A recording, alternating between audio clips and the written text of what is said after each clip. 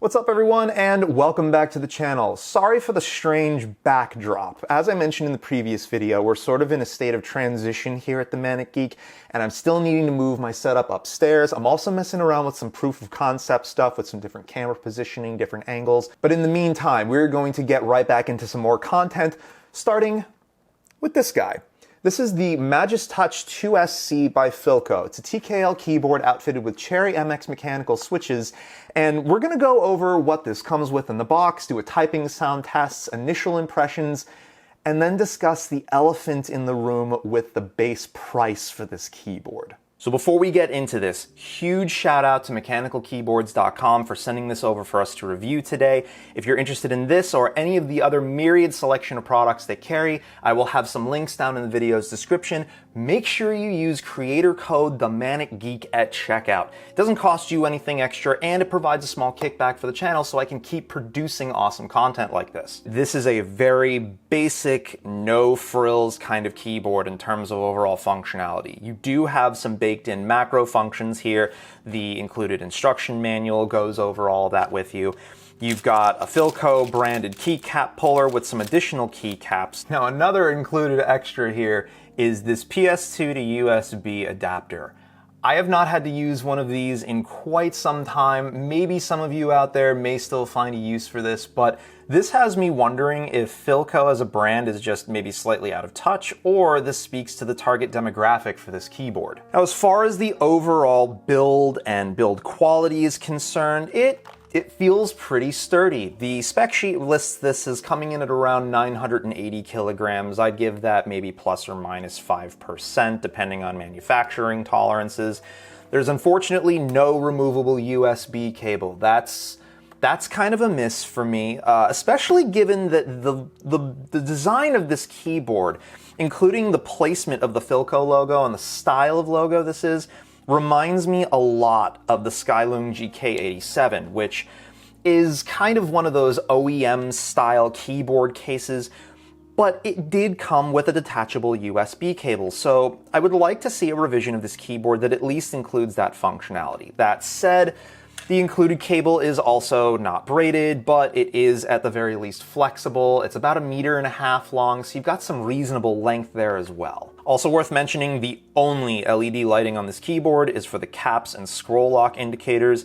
It's this really nice shade of intense purple. It makes a nice visual pop on the keyboard. I kind of want them to just stay on regardless of the state of caps lock or scroll lock. The keycaps themselves are Double-Shot PBT, and they actually remind me a lot of a sort of inverted version of ePBT's Sky Dolch cap set that they make.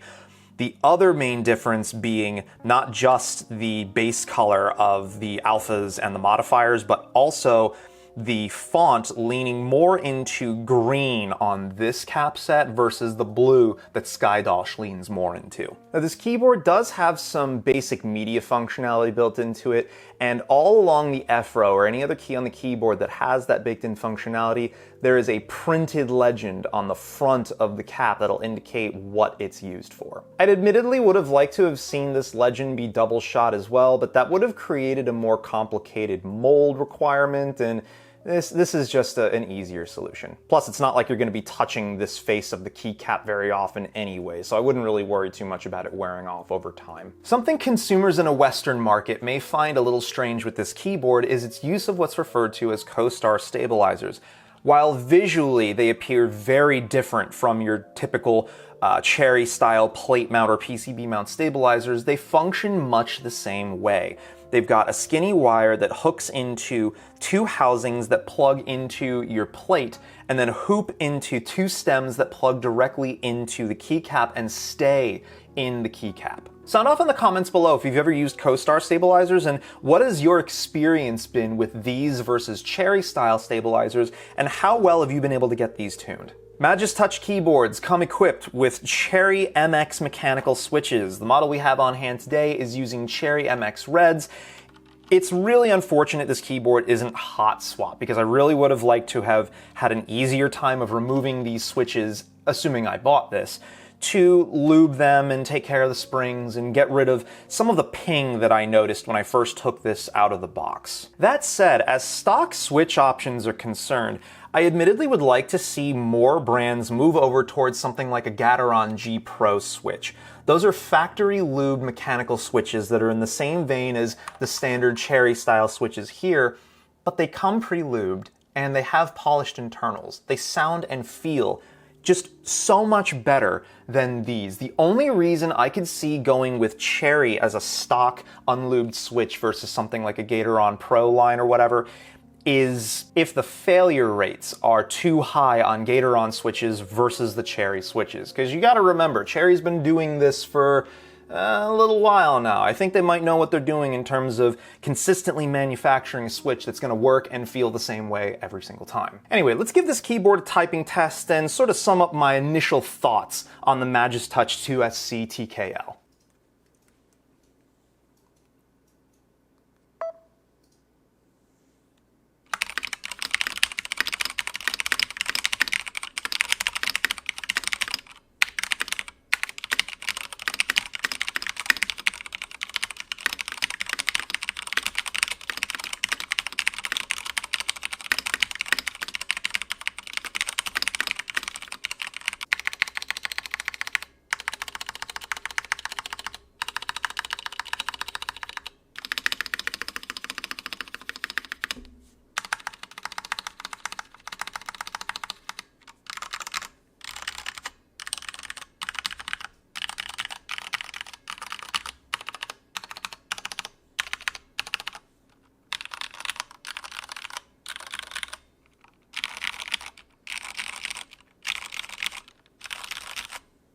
So like we heard in that typing sounds test, this stock keyboard isn't too dissimilar from something like a drop enter, the main difference being the stabilizers and the price points. Remember, the drop enter MSRP is for like 90 bucks. This keyboard retails for $149. There are possibly some spots you might be able to find this for a little bit cheaper, but even when you bring this down to like the $120 to $130 price point, there's still some other compelling options out there, almost no matter which direction you're leaning. If you're leaning into more of an aesthetic pick for your keyboard, brands like Ducky and Varmillo have other keyboard options that compete really well at and below this keyboard's price point. And Ducky keyboards, now that they've refreshed them with the 1.3 lineup, offer hot swap functionality as well. So if you don't like the switch options that they come with, or you just want to upgrade to a more bespoke switch later on down the line, you have the option to do that without needing a soldering iron. If you're looking for something with a more gamery aesthetic and that has more features baked into it, brands like Cooler Master and Corsair have some really compelling options out there, and their software tends to tie in with broader RGB ecosystems, which gives you more total setup cohesion, if that's your thing. Ultimately, this keyboard is trapped in a weird spot of being a decent product that doesn't have a decent price point. If you see this thing go on sale anywhere from $110 and below, I would honestly say it's kind of worth considering.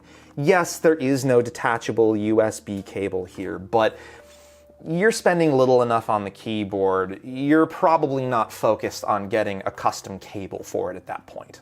So the TLDR for the conclusion, solid keyboard, not a solid price point. I'll have some links down below for some other competing options that maybe someone that was looking at the Majestouch 2SC might be interested in as more cost-effective alternatives that maybe get you a little bit more for your money.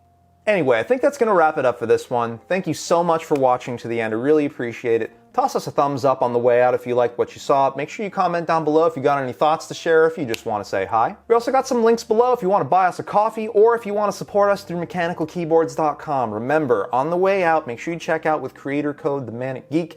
Provides a small kickback for the channel and helps me continue to make awesome content like this for you. And one more time, huge shout out and thank you to mechanicalkeyboards.com for supplying the Filco Majestouch 2SC for review today. Really appreciate it, and we'll catch you all next time.